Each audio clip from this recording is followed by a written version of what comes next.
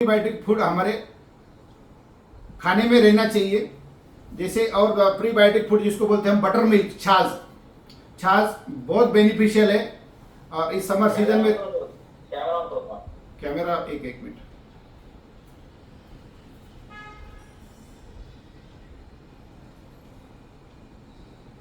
अभी ठीक है। Okay, thank you. तो प्रीबायोटिक फूड में जो बटर मिल्क है जिसको छाछ बोलते हैं, वो छाछ हमारे शरीर के लिए, डाइजेशन के लिए बहुत अच्छा होता है, तो छाछ पीना चाहिए, बटर मिल्क। उसके बाद दही, योगर्ट, इसमें भी गुड बैक्टीरिया एम्पल क्वांटिटी में रहते हैं जो डाइजेशन के लिए हेल्प करता है। या फिर फर्मेंटेड फूड जैसे रहते हैं इडली, डोसा, ढोकला, जो फर्मेंट किया होता है जिसमें बैक्टीरिया ग्रो हो जाते हैं, वो भी फूड हम ले सकते हैं, जिसकी वजह से हमको डाइजेशन के लिए हेल्प करेगा। नेक्स्ट पॉइंट है eat small small meal at the interval of 4 hour. हम क्या करते हैं कि बहुत समय तक भूखे रहते हैं, तो बॉडी क्या करती है, एसिड निकालते रहती है अपने अंदर पैंक्रियाज में, ताकि आपका जो फूड जब आएगा और उसको वो डाइजेस्ट कर पाएंगे, और फूड आता ही नहीं है तो वो एसिड बढ़ते रहता है, और एसिड इन्फ्लक्स होते होते आपको बॉडी में जलन होने लगती है, तकलीफ होती है, तब भी हम खाते नहीं है। फिर बाद में खाना खाने जाते तो ऐसा खाते कि जैसे हमने कभी खाना खाया नहीं या कभी हमको खाना मिलता नहीं है। तो उसकी वजह से क्या होता है कि उस बॉडी पे अननेसेसरली प्रेशर आता है, वो स्टमक पे, वो डाइजेशन पे, वो पैंक्रियाज पे, वो इंटेस्टाइन पे इतना तकलीफ होता है उनको, वो हमको दिखता नहीं, वो अंदर बहुत तकलीफ होती है उनको। उसकी वजह से आप जब सुबह उठते तो आपको ढेकर आती है, आपको बैड फील होता है, आपके इंडाइजेशन की वजह से अनकंफर्टेबल लगता है। तो उसका वजह यही है कि आपने बहुत ज़्यादा खा लिया या फिर बहुत कम खाया।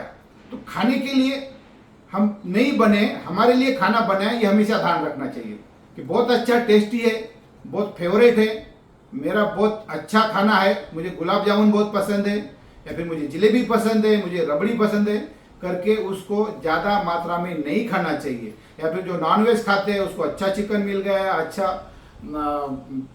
मटन मिल गया, या अच्छा बर्गर मिल गया, पिज़्ज़ा मिल गया करके ज़्यादा नहीं खाना चाहिए। खाना उतना ही खाना चाहिए जितना अपनी सेहत को, अपनी बॉडी को जितनी कैलोरी की ज़रूरत है, जितनी उसकी रिक्वायरमेंट है, उतना ही खाना चाहिए। जीभ के लिए नहीं, या फिर आपके मन के लिए नहीं, आपके तन के लिए, आपके शरीर की रिक्वायरमेंट कितनी है उतना ही खाओ, जिसकी वजह से आपको एसिडिटी नहीं होगी, इनडाइजेशन का प्रॉब्लम नहीं होगा, आपका बॉडी का एनर्जी लेवल मेंटेन रहेगा।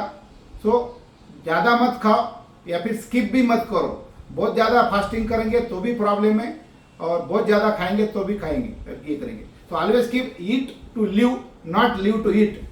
इसका मतलब ये होता है कि हम खाना खाने के लिए नहीं जी रहे, जीने के लिए खाना खाते। तो हमेशा याद रखें, हम जीने के लिए खाना खाते तो उसको उसी मात्रा में रखो, और हमको उससे भी अच्छा खाना और मिलेगा और लंबी लाइफ रहेंगी। और एक ही बार ज़्यादा खाएंगे तो तकलीफें ही होने वाली है। तो ये याद रखें कि थोड़ी थोड़ी समय में, 4-4 घंटे में आप थोड़ा थोड़ा खाते रहिए। ईट स्मॉल, छोटा सा एक क्वांटिटी लीजिए और खाइए। Many people follow wrong dieting plan. अभी बहुत सारा प्लान मार्केट में उपलब्ध है। कोई बोलता है कीटो डाइट करो, इंटरमीडिएट डाइट करो, इंटरमीडिएट फास्टिंग करो, अटकिंस डाइट है। ऐसे दुनिया में ऐसे डाइट आ रहे कि बोलते हैं आपने सिर्फ पानी ही पीना है, आपने सिर्फ नहीं किया, वो सिर्फ एक ही दिन एक ही फ्रूट्स खाना है। जिसकी वजह से क्या होता है कि आपके बॉडी में इम्बैलेंस होता है और आपको प्रॉब्लम बढ़ जाते हैं। प्रॉब्लम कम होने के लिए गए लेकिन प्रॉब्लम बढ़ गए। तो ऐसे कोई जो डाइट प्लान्स है उस डाइट के पीछे मत जाइए। आपकी बॉडी क्या बोलती है उसको सुनो, आपका पेट क्या बोल रहा है उसको सुनो। जब भी आपको भूख लगती है तो आप खाना खाओ। भूख लग गई मतलब बहुत सारा प्लेट भर के खाना लो, फ्री में मिल रहा है करके बहुत सारा खाओ, ये गलत है। फ्री में मिलो या पैसे दे के मिलो, वो आपके स्टमक का, आपके बॉडी का ख्याल करो कि हमारी उसकी रिक्वायरमेंट क्या है, उसकी रिक्वायरमेंट के हिसाब से ही खाना खाइए। और ये सब डाइट प्लान की वजह से क्या होता है, कीटो डाइट या जो भी सारे मार्केट में डाइट है उसकी वजह से आपके पेट की वाट लग जाती है और कुछ नहीं होता है, और उसकी वजह से आप ही को ही तकलीफ होती है। तो ऑलवेज जो एक थेरापिटन डाइट बोलते हैं वो नहीं करना चाहिए। आपके बॉडी को जो सूट होता है, आपकी बॉडी आपको सिग्नल देती है कि ये मुझे नहीं खाना चाहिए, क्योंकि मैं लास्ट वीक में ये खाया था और मुझे पेट बहुत दर्द हुआ, तो वो खाना मत खाइए, क्योंकि वो खाना आपके लिए नहीं है। वो खाना दूसरे ने खाया उसको कुछ नहीं हुआ, लेकिन मैं खाया तो मुझे तकलीफ हुआ। इसका मतलब क्या है कि आपके बॉडी को वो फूड सूट नहीं होता है, तो आप उसको अवॉइड कीजिए।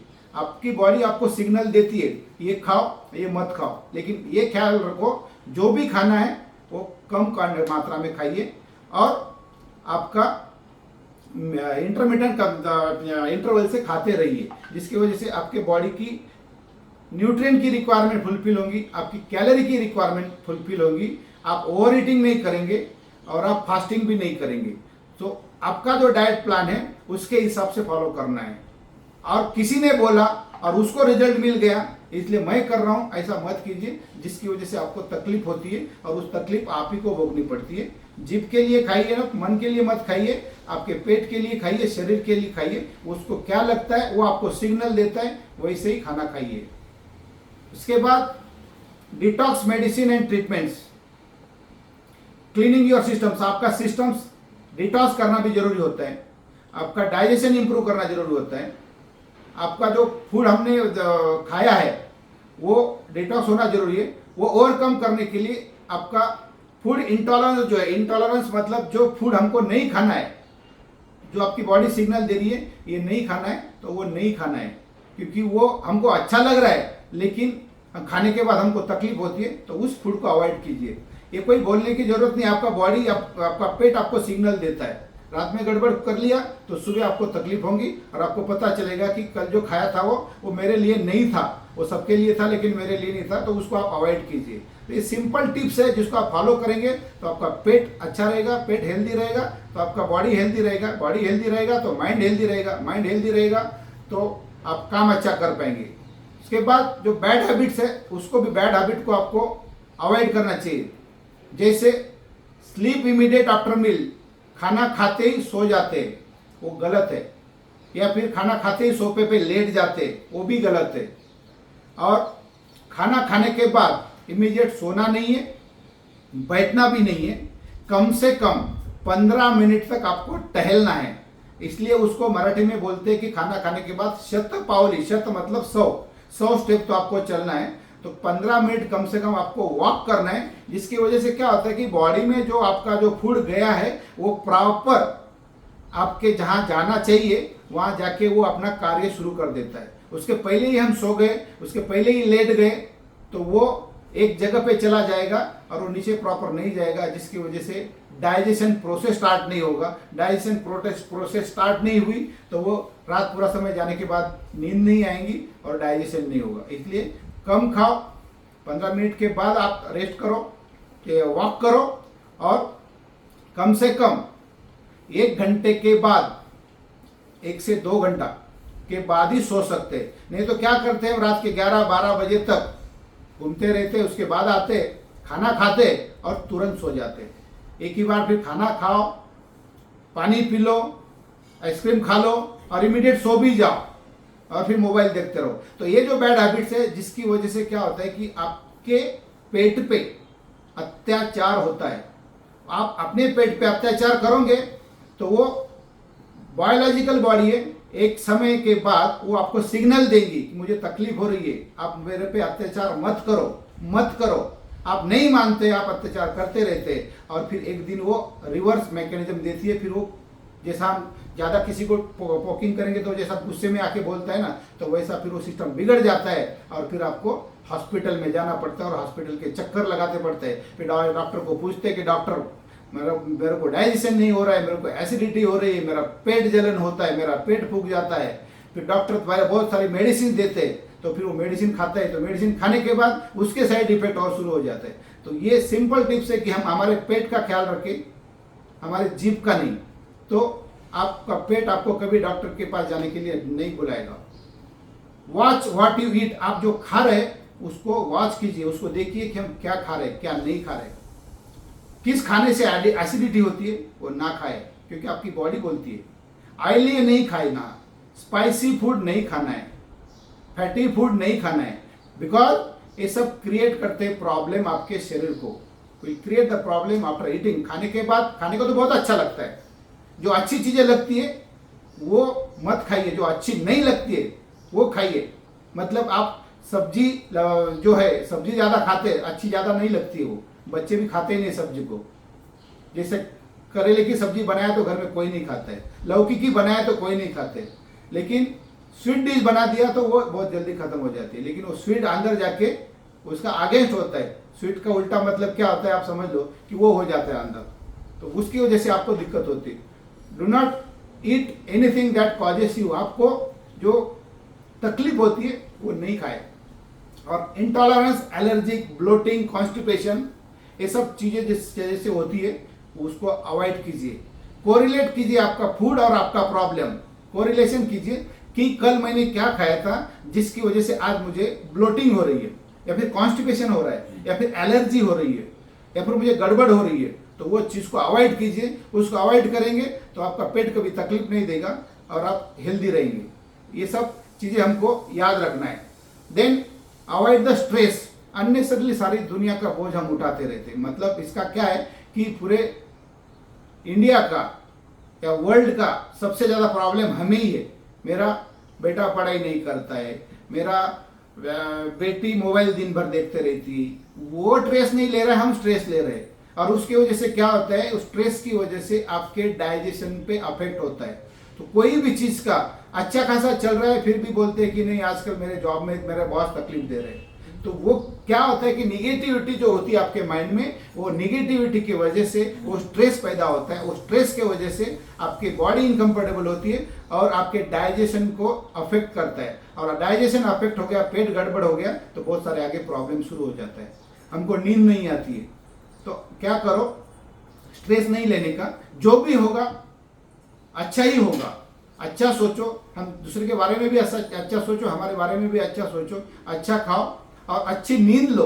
अच्छी नींद लेंगे तो आपका अच्छा डाइजेशन हो जाएगा। सुबह स्टमक आपका पूरा वॉश हो जाएगा और क्लीन हो जाएगा और बहुत कंफर्ट फील होगा। नहीं तो बोलते हैं 2-3 चक्कर लगा के आया लेकिन पेट साफ नहीं हो रहा है। क्यों होगा? रात भर सोया नहीं, रात भर सोचते रहा तो पेट साफ होगा नहीं, क्योंकि आपका माइंड और बॉडी और कहीं स्ट्रेस लेके काम कर रहा था, वो डाइजेशन नहीं कर रहा था, तो वो डाइजेशन नहीं हुआ, जिसकी वजह से अभी प्रॉब्लम आ रहा है। तो हमेशा याद रखें, sleep well, don't take stress and walk and exercise regularly.